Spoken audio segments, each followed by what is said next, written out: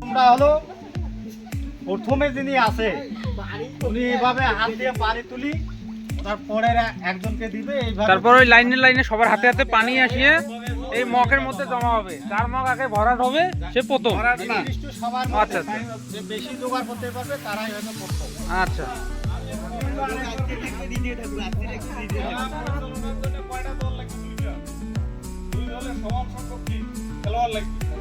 এবং খেলার একটা টাইম দেখি।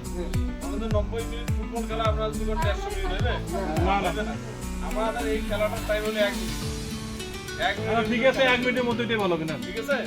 এই পানি উঠিয়ে রাখবে, ইনি এলিবে, বাকি পানি মাপমো ডিজিটাল তার বেশি হয়। আমার যখন করবে আমার বলি